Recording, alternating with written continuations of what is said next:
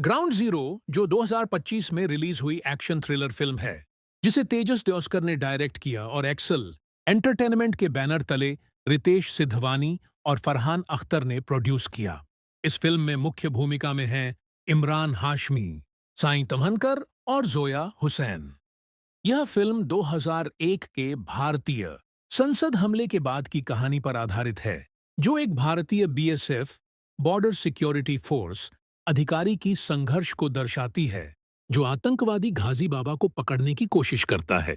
Film की कहानी भावनात्मक गहराई और अभिनय के लिए जनमत मिश्रित आया है, जिसमें कुछ सकारात्मक और कुछ आलोचनात्मक प्रतिक्रियाएं देखी गई हैं।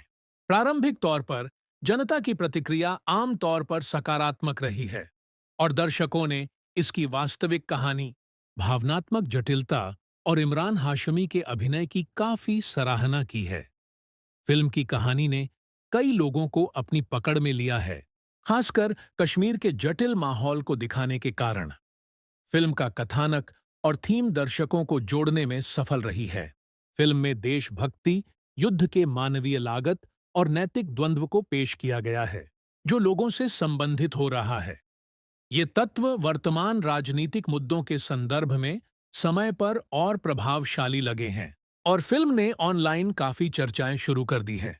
ट्विटर और इंस्टाग्राम ट्विटर और इंस्टाग्राम पर फैंस ने फिल्म की सराहना की है और कई लोगों ने एक्शन सीक्वेंस, भावनात्मक क्षणों और विचारपूर्ण कथा की तारीफ की है।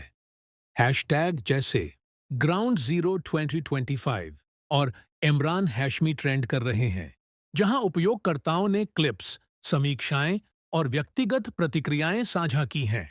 कई दर्शकों ने फिल्म को action packed emotional roller coaster कहा और कुछ ने फिल्म की कश्मीर संघर्ष की प्रस्तुति को काफी सूक्ष्म और संतुलित बताया। फेसबुक फेसबुक पर लंबी पोस्ट्स के माध्यम से दर्शकों ने फिल्म के थीम जैसे बलिदान, वफादारी और युद्ध के व्यक्तिगत प्रभाव पर चर्चा की है। फैंस ने यह भी साझा किया कि फिल्म की प्रस्तुति ने उन्हें भावनात्मक रूप से प्रभावित किया है। फिल्म समीक्षकों ने भी ग्राउंड जीरो को काफी सकारात्मक समीक्षाएं दी हैं। फिल्म की पटकथा और निर्देशन को वास्तविकता के लिए सराहा गया है। आलोचकों ने कहा है कि यह फिल्म युद्ध के मानसिक और भावनात्मक प्रभावों को बहुत अच्छे तरीके से दिखाती है। पटकथा को इसलिए सराहा गया है क्योंकि यह एक्शन और चरित्र विकास के बीच संतुलन बनाए रखती है। हालांकि कुछ आलोचकों ने यह भी कहा कि फिल्म के कुछ हिस्से थोड़े गहरे और लंबी अवधि के हो सकते हैं, जो उन दर्शकों के लिए चुनौतीपूर्ण हो सकते हैं जो भारी युद्ध ड्रामा से परिचित नहीं हैं। इसके बावजूद ग्राउंड जीरो को एक परिपक्व और समझदार फिल्म माना गया है, जो सैन्य संचालन और कश्मीर के मुद्दों को ठीक से दर्शाती है।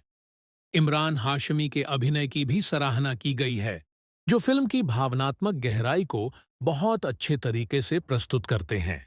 ग्राउंड जीरो ने अपनी ओपनिंग वीक में बॉक्स ऑफिस पर अच्छा प्रदर्शन किया है।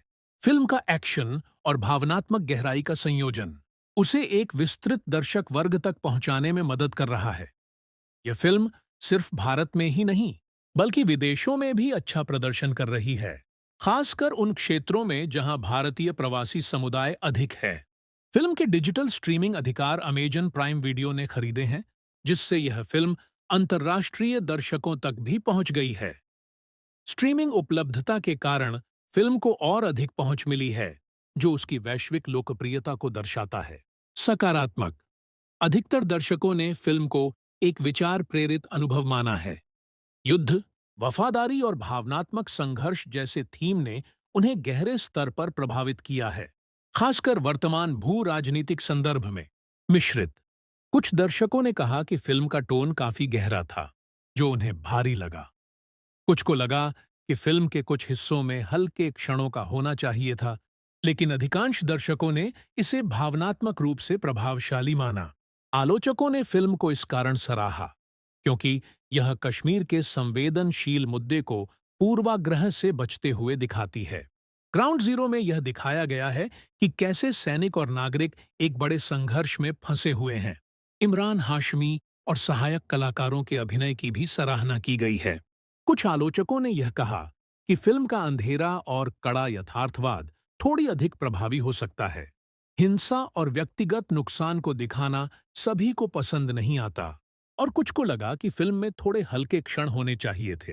देशभक्ति बनाम व्यक्तिगत विवेक फिल्म का एक प्रमुख विषय यह है कि सैनिक अपनी ड्यूटी और व्यक्तिगत विवेक के बीच किस तरह संतुलन बनाता है। नरेंद्र नाथ दुबे, इमरान हाशमी का चरित्र इस दुविधा को फिल्म भर महसूस करता है, जो फिल्म को भावनात्मक गहराई प्रदान करता है। युद्ध की मानवीय लागत फिल्म सिर्फ युद्ध के एक्शन तक सीमित नहीं रहती, बल्कि यह सैनिकों पर मानसिक और भावनात्मक प्रभाव को भी दिखाती है। युद्ध की जो मानवीय लागत है वह फिल्म में दिखाई गई है। आशा और उग्रवाद फिल्म में उग्रवाद के चक्र को भी दिखाया गया है और यह सवाल उठाया गया है कि क्या हिंसा और बदला स्थायी शांति ला सकते हैं या नहीं। अंत में ग्राउंड जीरो 2025 एक महत्वपूर्ण फिल्म बन गई है युद्ध और एक्शन शैली में। कश्मीर संघर्ष सैनिकों पर मानसिक प्रभाव और युद्ध के नैतिक संकोच को दिखाने के कारण आलोचकों और दर्शकों दोनों को यह फिल्म प्रभावित कर रही है। फिल्म का संतुलित दृष्टिकोण, भावनात्मक गहराई और मजबूत प्रदर्शन इसे एक यादगार सिनेमाई अनुभव बनाता है। हालांकि कुछ दर्शकों को इसकी गहरी प्रभावशीलता भारी लग सकती है, जो लोग युद्ध की मानवीय लागत को समझना चाहते हैं उनके लिए ग्राउंड जीरो एक शक्तिशाली और प्रभावशाली फिल्म साबित होती है। कहानी की शुरुआत होती है 2001 की इंडियन पार्लियामेंट अटैक की असली फुटेज और तस्वीरों से। माहौल भारी है, मुल्क खौफ में है। दिल्ली में एक बंद कमरे में इंडियन आर्मी और इंटेलिजेंस एजेंसियों के टॉप अफसर एक नाम पर डिस्कशन कर रहे हैं, गाजी बाबा। एक ऐसा नाम जो हर इंटरसेप्टेड कॉल में सुनाई देता है, लेकिन उसके बारे में कोई ठोस जानकारी नहीं। ना कोई हाल की फोटो, ना कोई trace. Cut to deputy commandant Narendra Nath Dubey, जो राजस्थान के बॉर्डर पोस्ट पर तैनात है। एक डिसिप्लिन्ड, स्ट्रेट बीएसएफ ऑफिसर जिसकी रिपोर्ट हमेशा साफ रही है। दुबे को अचानक बुलाकर एक सीक्रेट मिशन पर भेजा जाता है, कश्मीर। मिशन सिंपल है, लेकिन नामुमकिन। उसे ढूंढो, उसे रोको, किसी भी कीमत पर। दुबे कश्मीर पहुंचता है उस साल की सबसे सर्द विंटर में।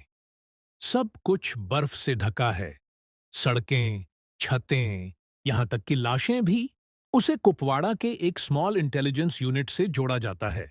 वहीं उसकी मुलाकात होती है कैप्टन हर्ष मेहता से, एक जोशीला पर इमोशनली डैमेज्ड ऑफिसर जिसने हाल ही में अपने बेस्ट फ्रेंड को एक हमले में खोया। दुबे खुद को एक सोशल वर्कर बनाकर पेश करता है, जो यूथ कैंप्स चला रहा है। इससे उसे गांव, मस्जिदों और स्कूलों में एंट्री मिलती है, जहां हर दिन वफादारियां और खबरें बदलती रहती हैं। एक गांव में उसकी मुलाकात होती है जोया से, एक स्कूल टीचर जो पहले उस पर शक करती है, लेकिन धीरे धीरे रिश्ते में गर्मी आती है। जोया की कहानी आम कश्मीरी की कहानी है, जो हर तरफ से थक चुका है। ना मिलिटेंट्स पे भरोसा है, न सिक्योरिटी फोर्सेस पर। जोया का बेटा बिलाल 13-14 साल का, तेज है लेकिन बहुत जल्दी बहक सकता है। वो लोकल मिलिटेंट लीडर्स से इम्प्रेस है जो शहादत को ग्लोरीफाई करते हैं। दुबे अपना खुद का नेटवर्क बनाता है। एक इन्फॉर्मर है हामिद, जो कभी खुद मिलिटेंट था, अब मवेशी का कारोबार करता है। हामिद के जरिए दुबे को पता चलता है कि गहाजी बाबा खुद कभी सामने नहीं आता, बस प्रॉक्सीज के जरिए चलता है, जैसे बच्चे जो मैसेज ले जाते हैं। स्लीपर सेल्स और हाईटेक एनक्रिप्टेड डिवाइसेस। एक फेल्ड ऑपरेशन में एक लोकल मौलवी की मौत हो जाती है, जिससे दंगे भड़क जाते हैं। दुबे को नींद में मासूम चेहरे सताने लगते हैं। वो अपनी बीवी को खत लिखने लगता है, जो कभी भेजे नहीं जाते। उनमें वो अपने अंदर के डर, थकान और सवालों को लिखता है। गाधाजी बाबा अब उसके लिए एक ऑब्सेशन बन चुका है। नाम हर जगह है, कभी दीवारों पर लिखे कोट्स में, कभी किसी टूटे रेडियो ट्रांसमिशन में। वो हवा में चलता है। सीआरपीएफ काफिले पर अटैक के बाद दुबे को फैसला लेना होता है, या तो एक बड़ा ऑपरेशन चलाए और सिविलियन कैजुअल्टी का रिस्क ले, या वेट करे और शायद फिर कोई त्रासदी हो। टर्निंग पॉइंट आता है जब कैप्टन मेहता एक एम्बुश में मारा जाता है। दुबे को शक होता है कि कहीं ना कहीं से इंफॉर्मेशन लीक हुई है। कोई अंदर का आदमी है जो गढ़ाजी बाबा के लिए काम कर रहा है। दुबे शुरू करता है ऑपरेशन अंधेरा, एक अनऑफिशियल मिशन जो बारामुल्ला के एक मिलिटेंट बेस को हिट करने के लिए है। मिशन आंशिक रूप से कामयाब होता है। कुछ टॉप ऑपरेटिव्स मारे जाते हैं और कुछ हार्ड ड्राइव्स रिकवर होती हैं जिनमें शॉकिंग वीडियोस होते हैं। गहाजी बाबा ट्रेनिंग ले रहा है बच्चों को। कुछ मैप्स और एक code name operation black rag. Target Srinagar में होने वाला एक इंटरनेशनल समिट। प्लान है कि उस पर हमला करके भारत की इमेज और इंटरनेशनल रिलेशंस को डैमेज किया जाए। डाटा डीक्रिप्ट करने के बाद दुबे को एक लोकेशन मिलती है, पहाड़ों के बीच एक कंपाउंड, शायद वही है गहाजी बाबा। सपोर्ट मांगता है, लेकिन ब्यूरोक्रेसी धीमी है। दुबे अकेले जाने का डिसीजन लेता है। सुबह से पहले का वक्त, बर्फबारी हो रही है। दुबे अपने हाथ से चुनी गई टीम के साथ निकलता है। पहाड़ चढ़ते हैं, बर्फीले रास्तों से रेंगते हैं और आखिरकार उस कंपाउंड में दाखिल होते हैं। भीषण फायरिंग होती है, ज्यादातर लोग मारे जाते हैं। दुबे अकेले अंदर पहुंचता है। एक गुफा जैसी जगह में टॉर्च और जनरेटर की लाइट में खड़ा है गहाजी बाबा, बिल्कुल शांत, बिना हथियार के। वो कहता है, तुम समझते हो तुम एक आदमी को रोक रहे हो। मैं एक आइडिया हूं, मुझे मार सकते हो, पर जो मैंने बोया है, क्या उसे मिटा सकते हो? एक आखिरी भिड़ंत में दुबे उसे मारता है, पर खुद भी बुरी तरह जख्मी हो जाता है। जैसे तैसे बाहर घिसटता है, तभी बैकअप आता है। दुबे को दिल्ली एयरलिफ्ट किया जाता है। महीनों बाद उसे मेडल्स मिलते हैं, उसे हीरो बताया जाता है।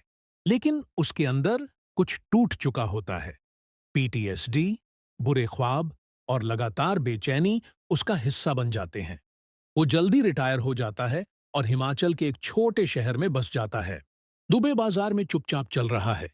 एक लड़का मस्जिद के पास पैम्फलेट बांट रहा है।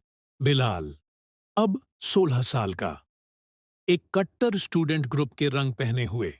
उनकी आंखें मिलती हैं, ना मुस्कान, ना सलाम, सिर्फ खामोशी।